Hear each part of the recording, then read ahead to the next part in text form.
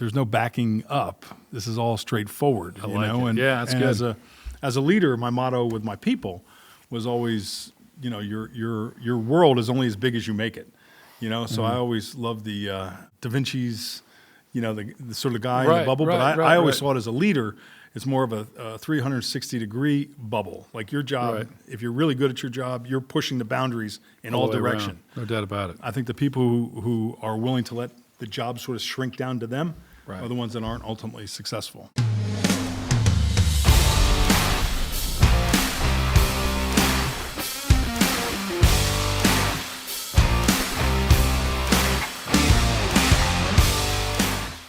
Hi, it's Erik Weir. Welcome to another episode of Stuttering Your Way to Success with my guest, Michael Grozier, who was one of the early on founders of House of Blues, right? Yeah, man, absolutely. Tell me about the House of Blues. So the House of Blues was the brainchild of Isaac Tigert. Isaac, at 23, with Peter Morton, had co-founded the Hard Rock Cafe in London in 1971. Right. So you can imagine in 1971, to be 23 years old and have the hottest restaurant on the planet.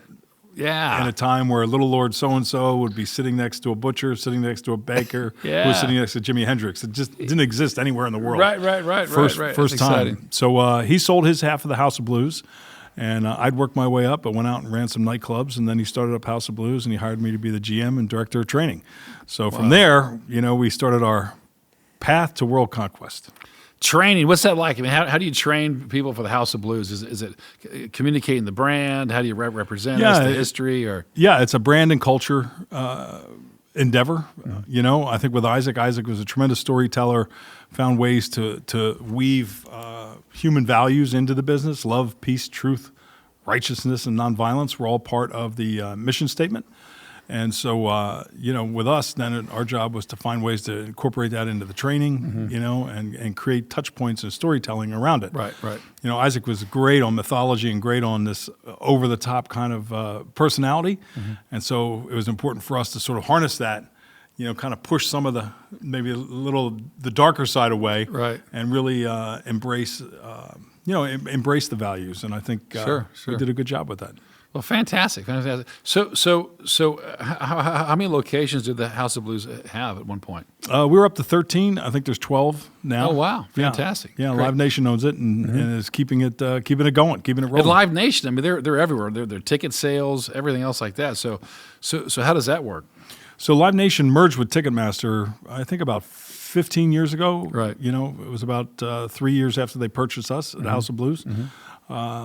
So it's been an interesting model. It's been in the news a lot. Personally, I think as a guy who has a little bit of inside knowledge that it's sort of misplayed in the media and misunderstood in Congress. Right. But it was a great company to work for. Michael Rapino, the CEO, is brilliant. Oh, wow. So what's on the docket for you now?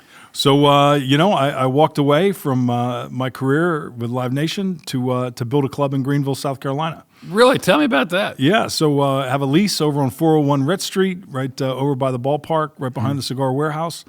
And I want to do a House of Blues 2.0. I want to I'm building a 1,700 capacity music hall with a 400 capacity small room, a membership club, VIP club in the middle. Oh, wow. And then a great outdoor space as well. And, just as a guy in the business, I was working in Charlotte and working in Atlanta, and that's how I first found Greenville. Okay, you drive right through it. Right through it. And one of the great marketing people that I know, John Canada, said you need to stop and check this place out, and I did, and I fell in love with it right away. Oh, really? Okay. And then I started looking between, I'd built the Charlotte Fillmore and the Underground, the smaller club, 1,100 cap club in Charlotte.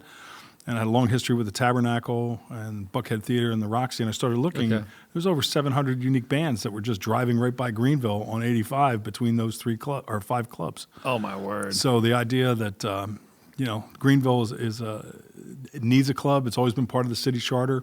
Very excited about what the Peace Center folks are doing. I think the more the merrier, But if they do what I think they're going to do and we do what we're going to do, we're going to improve the ticket sales in this marketplace by at least 140% versus where it's at. Wow. We should deliver at least 125,000 paid tickets, and I'm guessing there'll be somewhere between 80 and 100 as well.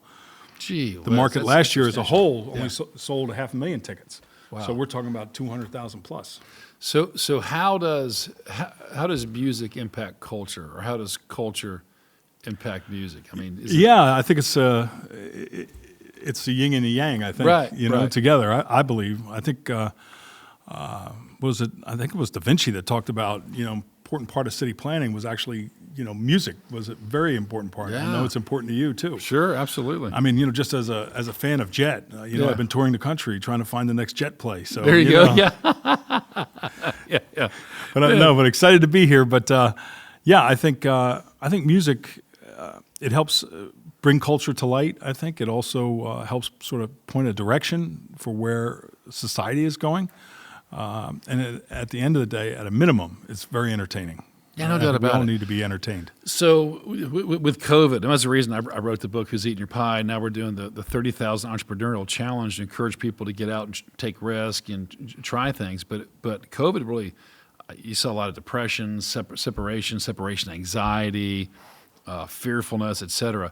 And I mean, how did COVID affect entertainment? I mean, it just. I mean, in your words, I mean, I know Live Nation was pretty much shut down, right? Yeah. So I mean, and then is it stronger now? Is it different now? Is it morphed? I mean, how is it different post COVID? And Well, I think COVID really brought to light how important entertainment is to our society and to our culture. Okay. At that point, still being in Live Nation, we were rolling into the amphitheater season in April, right, when Right. everything got shut down. And so the season was booked. Most of the tickets were already sold. And because of the shutdown, we went back to the people and said, hey, do you want to hold on to your tickets or do you want your money back? And 84% of the people who had money in their Ticketmaster account with their tickets chose to leave it and we'll keep the tickets. We'll wait for the show to play off. oh no, I would never have guessed that. Yeah, you so- probably wouldn't have either, right? No, we're shocked to hear that. But Yeah. I think, that was just another example where Michael Rapino, in my mind, really sort of took the information and found a way to communicate it to people. Right. So, believe it or not, the stock price for Live Nation shot up during the pandemic, partly because of the fact that people now realized how important music was to society, Yeah. and the fact that they couldn't wait for it to come back, and they'd Yeah. rather have the tickets than have the money back. Yeah, I don't know where it is trading today, but I remember seeing it at $38 at one point. I remember seeing it a lot higher, and I'm like, wow. And the pandemic was still ongoing, right? Yeah, And yeah. it went down with it, and then I guess it came back. So it's just sort of midstream. That's great. So if you're maybe you're obviously you're entrepreneurial, if you could go back and talk to your younger self with all the scrapes and successes and setbacks you've had, what advice would you give yourself? I think there's a couple things. I think we're all smarter than we think we are. In most cases, Yeah. there are always some people who would think they're smarter than they actually are. Yeah. But generally speaking, I think we're all more capable of doing more than we think we can do. Okay. Yeah. I think that's the first thing, and then the second thing would have been, hey, you need to buy and build something. Right, I right. was a corporate guy my whole career. Mm-hmm. Embraced the role, and I was always the out of the box corporate guy. Right. Kind of a rebel and entrepreneurial clothes. Now, when you're a corporate guy, I love it. You're definitely the coolest dressed guest I've ever had. I mean, you've got a guitar here. You're looking like that. I feel not cool. so Wait that's a minute. great. You're the guy with the show, though, so Yeah, you're that's doing right. okay. Okay, So, okay, I defer okay. to you, my esteemed colleague. Okay. Well, it looks fantastic. So I think I want a job where I go to work like that. So it's exciting, right? So Yeah. how do you find bands? I mean, how do you find band? I mean, what do you do to find music? How do you staff? I mean, everyone I talked to said, boy, it's so hard to find quality people today. And, how do you do that? Well, that's a good question. I think historically for us, people like to be in the business, in the entertainment space, because it's very, it's exciting. It's different every day. You're not selling the same guacamole or tires or whatever, So any given day, the environment is dramatically different based on the artists that come to town and the audience that come with them. Also, I think we tend to be an industry where people who don't know what to do, they'll at least come here, Right, you know, right. and hopefully they'll find something. Yeah, yeah. And that was an important part of our House of Blues culture. We Okay. always wanted to be a stepping stone, whether it was to something better inside the company or outside the company. Okay. It was important to us that, you know, you learned something, you took something from this place, Right. and hopefully put yourself in a better position. When you have like hundreds of bands come through a year, is the stage the same every time, or do you change the stage for the band? It's a little bit of both. You know, at 1,700 capacity, you know, bands will have a certain setup that they want. I see. Okay. You know, we might have one riser for a drummer. They may have two drummers, so then we need two risers, Okay, right? gotcha, They may have a B3, you know, Hammond organ player, you know, so they're going to require something different than what, you know, what a spoken word artist might do. Okay. Okay. What's your focal point now? I'm right in the middle of the raise right now. You know, we're actually doing a launch with Vicinity Capital. We've got a pretty good chunk of our money already, but Vicinity is a great aggregator of local potential investors, people who aren't accredited investors, people who might want to invest $1,000, might want to invest $100,000, but they aggregate them and bring them as one investor into our business. And I think for us to be as successful as I think we should be, we need to be a community asset. We need to be partners with the community. They need to feel like they have some ownership in this place too. So it was not part of the original plan, but I think in meeting these guys and understanding what they do, it became really important to me in terms of how we position this in the marketplace. Yeah, well, it's probably nice. I imagine if people have buy-in, they're probably more likely to go and attend and be supportive and put on their social media and all that stuff. Yep. Sure. So your new entity, what's the name of it? Trueline. Trueline. And when you're open as a Trueline, I mean, how many employees will you have as opposed to like a House of Blues? It'll be a little similar. We're not going to do the full-blown restaurant. We'll Right. have food, but we're focused more on the artist fan experience and the bars. But we'll have probably 200 people on the schedule. We'll have 18, 20 salaried managers when we really are humming. On any given night, we'll probably have 100 people working. You know, and in a perfect world, we'll have about 2,500 people coming downtown to party and hang out. So big difference. On an everyday sort of thing? Yeah, I mean, or- I'm busy on the weekends, I'm sure, right? Yeah, absolutely, Yeah, absolutely. yeah. But we're expecting to do about 350 events a year Good night. between the small room, the big room. You know, and that's not counting even being open outside. That's just shows. That just shows. Wow. Yeah. We have we have food trucks or anything outside? Or is it Yeah, gonna yeah, be- we're setting up to have food trucks as well, so they can plug in and be part of the experience. I think every audience deserves a little more nuanced thought to what they want. So we want to be in a position where we can adapt easily and quickly, you know, as a business for the audience and the artists at hand. What's it like when you're trying to launch now? Like post-COVID, people are probably more nervous. Interest rates are rising, and people are scared of inflation. Banks are failing. I mean, what's it like?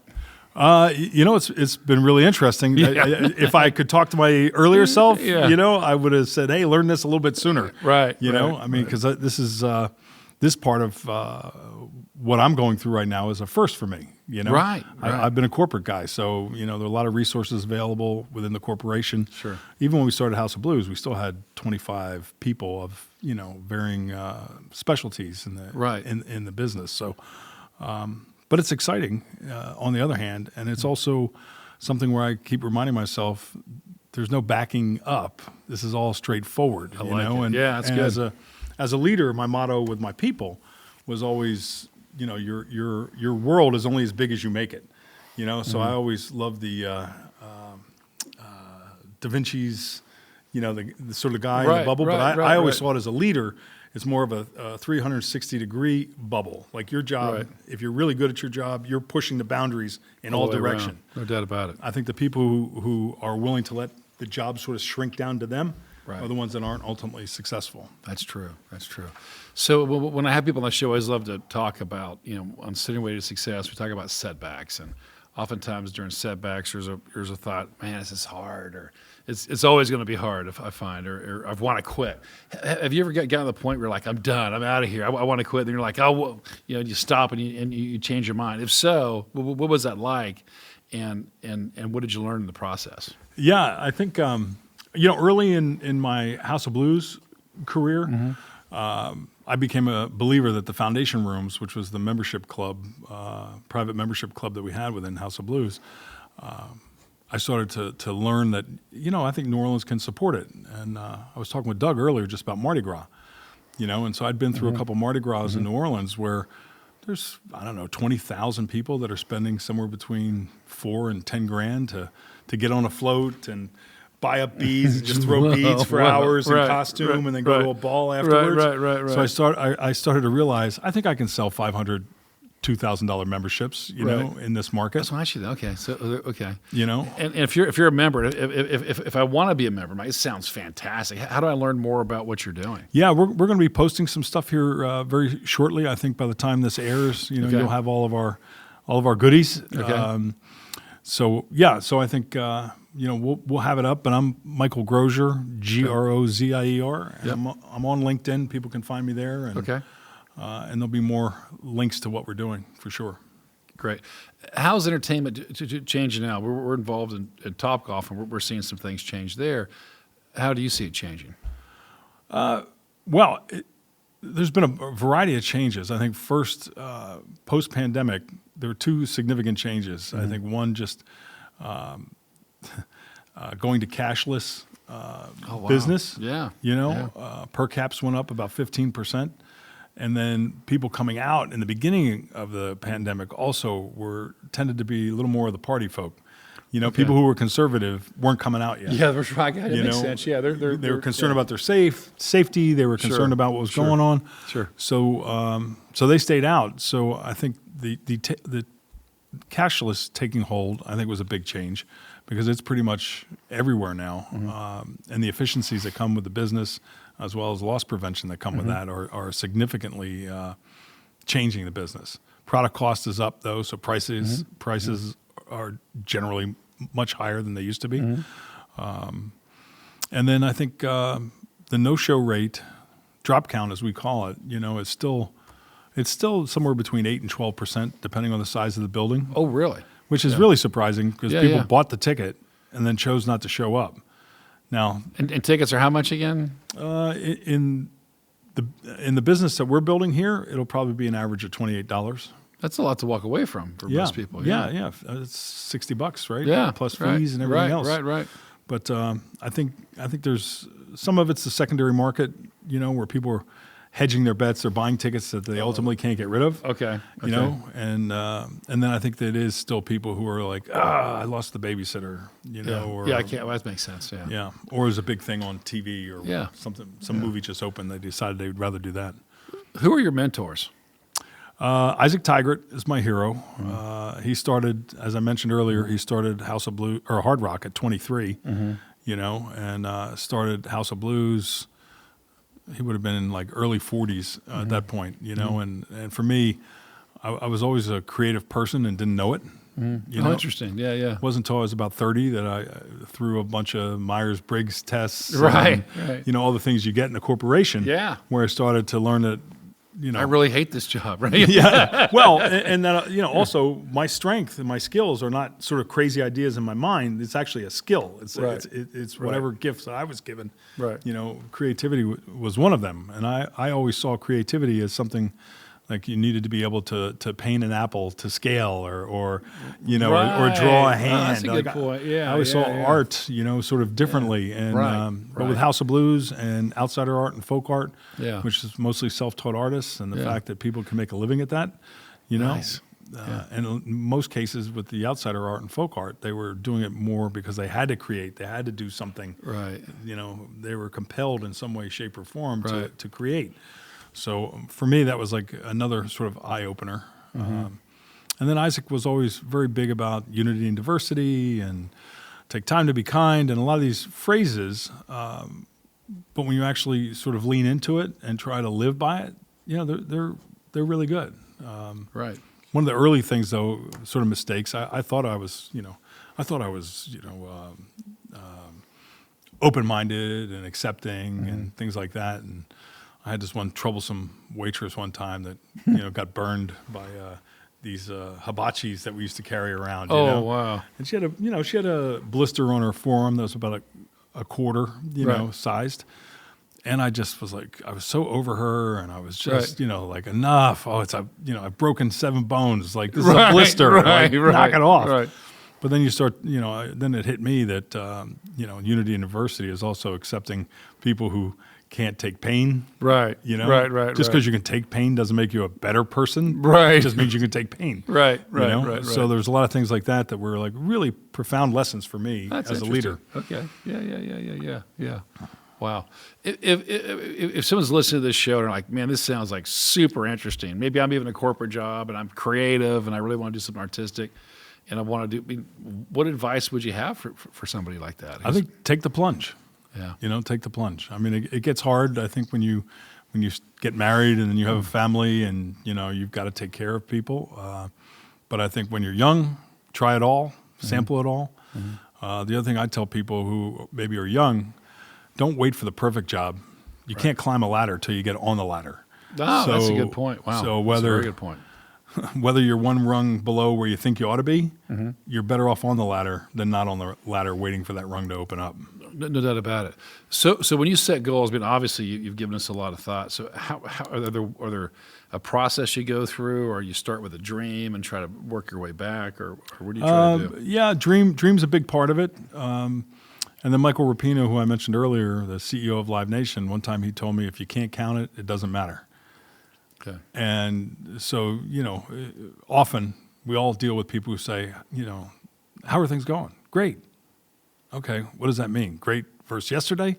Great as it relates to your budget? Great versus relate to where you're going with your life? And so whether it's customer service scores, which you can get aggregations of Yelp and, all the other things out there, and that gives you something to compare to. And 4.5 is better than 4.3. Sure. So to say service is great, and then you have sort of a tail of issues within your review scores. Now there's something you can do about it.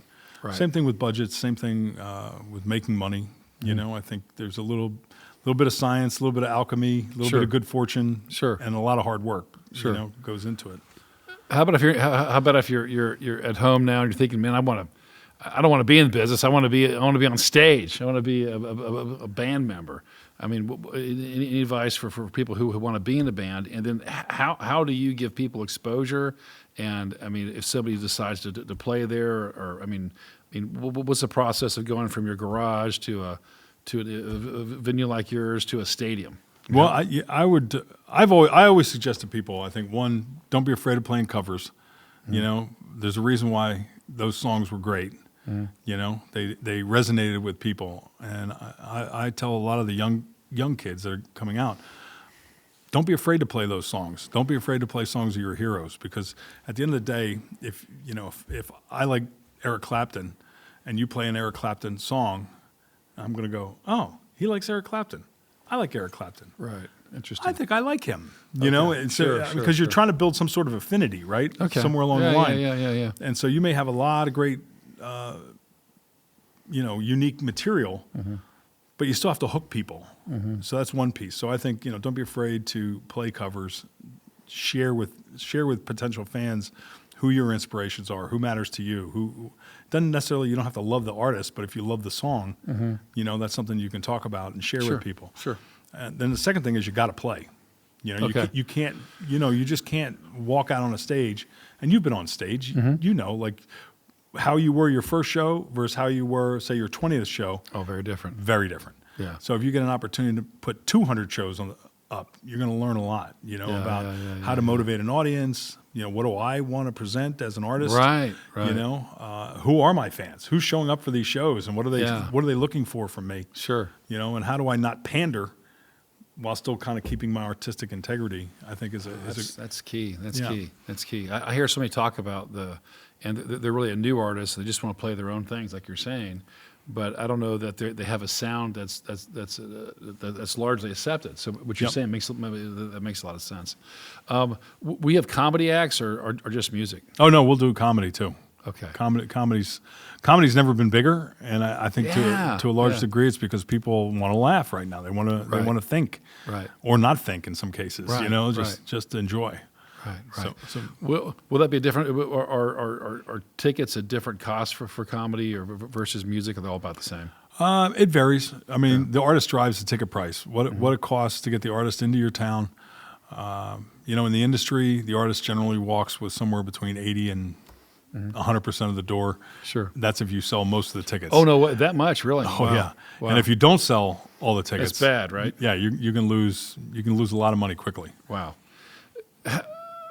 How much is food? How much is door? How much is not like dollars, but in Yeah, in percentages? percentages, ticketing is probably about 35% of the business, but Okay. it's a low margin business. So it's really you make your money in alcohol, special events, and any kind of upgrades that you can create that enhance the fan experience. That somebody's going to go, oh, I'll pay $20 for that, or I'll pay $40 for that. So you want to be your Shirts, customer. you sell clothing and all that stuff for the bands, things Yeah. of that nature. Okay, great. What motivates you now? I feel like this is my Sistine Chapel. Is that right? Yeah, Okay. I love the building. I love the market. Everybody I meet has been extraordinary, and very pro this need in the community. And I feel like this is my opportunity to take 30 years of learning and put it all in one place. Oh, that's fantastic. So that gets me very excited. I bet. As far as job creation, I mean, you're going to have a ton of workers there, right? So, Yeah. So that's fantastic. And where do you see yourself going over the next 5 years? Is this a one venue and you're done? Are you expecting to do more of these, or what? Yeah, what are you we thinking? want to build a small portfolio, 4, 5, 6 buildings. So we have some other cities. My partner has some land in Columbus, another great American ascending city. So we think there's opportunities in some of the places that have either been underserved or not served at all. Oh, wow. Okay. And you'd be surprised. A city like Des Moines has a small 800 cap club. They have a small theater, 2,200, and then then they have performing arts centers. They don't really have live music venues there until you get up to the arena size. Not unlike here. So Interesting. So I think I think music is very important to people. I think culturally it's important. And then frankly, there's so many people here on a weekend just walking around looking for something to do after they've seen the falls, after they've enjoying the ambiance of the city. Yeah. And I think we can create programming to give them another bite at the apple here in Greenville. Yeah, I was talking to a guest earlier today, and they were saying there were about 2,500 hotel rooms, and that means there are thousands of people looking for things to do all the time. All the time. And And there's the weekend, more. they're full usually. There's more on the way, right? Yeah, and there's Yeah. more rooms coming, right? Yeah. So Oh, absolutely. And the apartments, and it's a growing town. Is South Carolina? I mean, I know you want to be here. You're talking about Atlanta and Charlotte, and you drove through Greenville. You were impressed with the town. How unique is the Greenville area in your view? You travel. oh my God, it's one of the coolest American cities I've been in that isn't like a major market, right? I mean, Chicago's awesome for what Chicago is, Right. and New York's awesome for what New York is, and LA, same thing. But Greenville has this sort of beautiful, healthy environment, charming, physically kind of interesting, nice people. Yeah. Services generally pretty good here, Right. Which you can't say that in every city you go into. No, it's true. Yeah, and I think that the fact that we can bring something that the city's been looking for a long time, that gets me excited too. Great. Looking back at all you've accomplished over your life, is there something that you still want to do, and is there something that you want to look back and be remembered for? I want to be remembered as a good leader. Okay. Took care of his people, helped his people grow. I want to run great businesses. That's always been part of my DNA. I Right, think I discovered that in my 30s, Right. or maybe mid 20s. I love team sports, and I was the goofy jock in high school that, if the teacher needed somebody for guys and dolls, Right. okay, sure, I'll do that too. So That's great. So the business is kind of a great combination of team sports and theater, Right. on a daily Yeah. basis. Yeah. So I'm a big believer in, be real in the moment, be present. Life is happening right now. No doubt. So I try to put that into people, and the culture we built with House of Blues. I'm still very proud of that. I think if there's anything I always felt like if Isaac was Jesus, I was John the Baptist. You know, There you go. I was out there in the bushes. You know, Yeah. converting people. That's great. Yeah. What you said about living the now and enjoying life at its fullest. I was reading something the other day, and someone was saying that what I was reading was said most of the pain that people feel in their life are in their thoughts, and most of the things that disturb them are either things they cannot change or things that have not yet happened. And you think about that. There's a lot of truth in that. So much truth in that. Yeah, yeah. You know, something I learned too, probably in the last 15 or 20 years, which I would have appreciated had I learned it 40 years ago, Right. was that just because I think something or feel it does Right. not necessarily make it the right response in the situation. Sure. I think in the last 20 years, I've had situations where I thought this was the worst thing that could have happened, and it turned out to be the best thing that could have happened. Right. But my initial response, my initial self-conditioning Right. response was, "Oh, This is terrible." This Right. is terrible." Yeah. And if I bite my tongue and let that flow downstream just a Yeah. little bit more, Yeah. I start to see all the bright lights and the great opportunities that this new situation presented. Isn't that the truth? Yeah.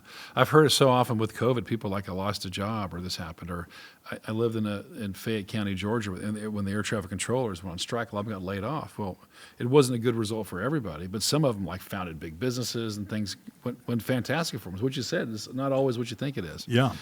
As an entrepreneur, you take risk. You know, you're stepping out. You're going into the uncharted territories, and you're doing it without absolute certainty. You don't ultimately know, right? You have Yeah, a faith, that's true. a faith in yourself, a faith that'll happen, a faith, In the universe. faith you'll just figure it out, right? You'll Yeah, stick yeah. to it. So, is there in your mind's eye? There may not be a percentage, but you're never at 100%, right? Mm-hmm. You're not at 0. Is it 50? Is it 60? I mean, how likely does it have to be for you to say like, I'm going in? And does in passion, general, and does passion change that? Like, so you're passionate about something. yeah. If I believe something, I'm face first. Yeah. You know, Yeah. I'm taking the plunge. Yeah. You know, and I believe in this project. I believe in this town. You know, I believe in how we do business. You know, and I think I really believe that we'll be a positive addition to the market. And again, I think, you know, our business and the Peace Center's business, I think Greenville becomes a music town here really quickly. Right. And I think that's going to be something that's going to be very interesting for the market because it hasn't been that case. On one hand, it's a very musical town. On any given Friday or Saturday night, there's almost 50 unique musicians performing.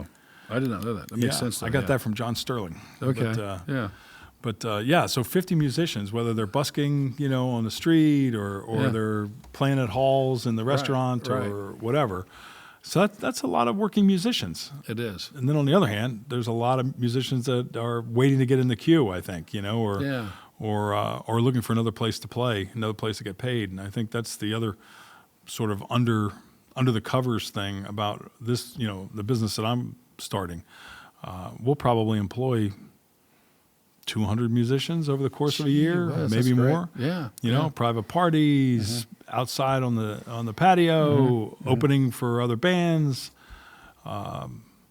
You know, so I think over the course of time, it'll be a lot of folks. And I have some ideas on creating a couple bands too that I want to get into touring. You know, No way. Tell me about that.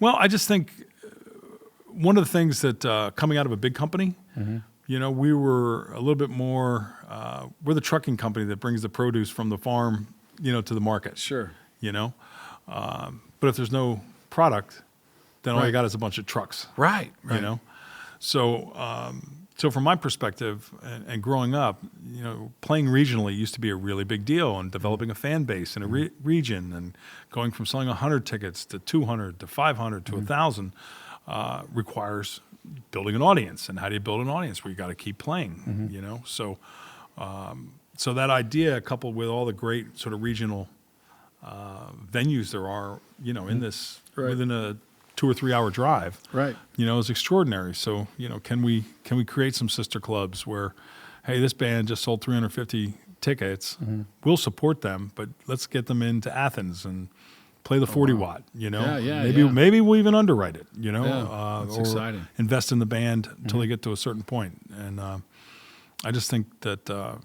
giving artists an opportunity to be artists is very important. And Right. you can't become a great artist in your all by yourself unless you're just painting, right? Right. So you mentioned you're artistic, and I think you're creating a business and creating opportunities for other people. Do you play an instrument at all, or are you just excited about music? I mean, yeah, I'm excited about music. I mean, I was a bad front man for, for a few employees. It's better than never being a front band. Yeah. Well, I learned a lot of things there, That's right. Dodging tomatoes, things like that. I learned a lot of things. Something learning everything. That's Yeah. good. That's good. Well, thank you so much. As we prepare to close, I always ask people, are there 1, 2, 3 things you want to share to somebody out there who's hearing this? Maybe they're frustrated in their job. They want to take risk. I mean, what steps should they think about? Knowing that people are in all different places, but you want to make a change in your life. Yep. What are the things that you would suggest them to think about? Some of the things I would say at all of our all staff meetings, if you're not happy here, leave. Right. You're not doing me a favor by staying. Right. And we all only have so much sand in our hourglass. Right. So if you're not enjoying your sand as it's running, Right. get moving, get out there, Right. go do something else. Right. Take a chance. I think that's one. I think 2, believe in yourself. I don't think we spend enough time helping people understand their own talents, or helping them sort of figure out what they're capable of. Sure. Because we're all capable of more. Right. Right. Right. So, I think those are 2 big things. And I mentioned earlier, get on the ladder. Yeah. Even if it's not the right rung. Yeah. If it's where you want to be. Give it a whirl, right? Yeah, you got to get in. You got to get in the game. Great. Well, that's just fantastic. Well, Michael, thank you so much for being on my show. Oh man, today. are you kidding me? It was good having you. As a Jet groupie, it was a long-time listener, first-time speaker. That's great. Yeah. That's great. Well, thank you so much, and thank you for joining us yet again for another episode of Stuttering Way to Success with my friend Michael Grozier. Thank you. Yeah, my pleasure.